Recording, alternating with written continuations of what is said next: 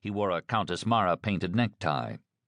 As Wilhelm approached, Reuben did not see him. He was looking out dreamily at the Hotel Ansonia, which was visible from his corner several blocks away.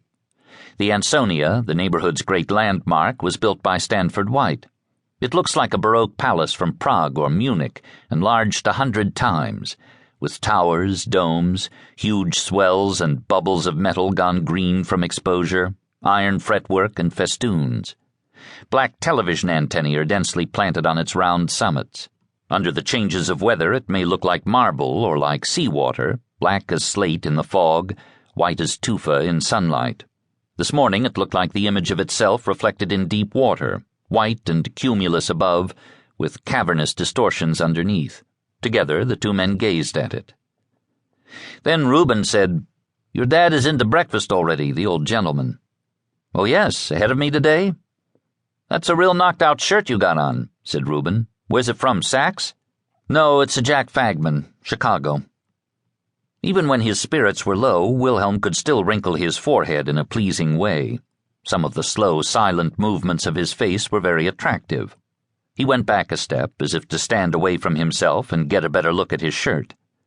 His glance was comic, a comment upon his untidiness. He liked to wear good clothes, but once he had put it on, each article appeared to go its own way. Wilhelm, laughing, panted a little. His teeth were small. His cheeks, when he laughed and puffed, grew round, and he looked much younger than his years. In the old days, when he was a college freshman and wore a raccoon coat and a beanie on his large blond head, his father used to say that, big as he was, he could still charm a bird out of a tree. Wilhelm had great charm still. "I like this dove-gray color," he said in his sociable, good-natured way. "It isn't washable. You have to send it to the cleaner. It never smells as good as washed. But it's a nice shirt. It cost $18 This shirt had not been bought by Wilhelm. It was a present from his boss, his former boss, with whom he had had a falling out. But there was no reason why he should tell Reuben the history of it, although perhaps Reuben knew. Reuben was the kind of man who knew and knew and knew. Wilhelm also knew many things about Reuben, for that matter, about Reuben's wife and Reuben's business, Reuben's health. None of these could be mentioned, and the great weight of the unspoken left them little to talk about. "Well, you're looking pretty sharp today," Reuben said. And Wilhelm said gladly, "Am I? Do you really think so?" He could not believe it. He saw his reflection in the glass cupboard full of cigar boxes, among the grand seals and paper damask and the gold-embossed portraits of famous men, Garcia, Edward VII, Cyrus the Great. You had to allow for the darkness and deformations of the glass, but he thought he didn't look too good. A wide wrinkle like a comprehensive bracket sign was written upon his forehead, the point between his brows, and there were patches of brown on his dark blonde skin.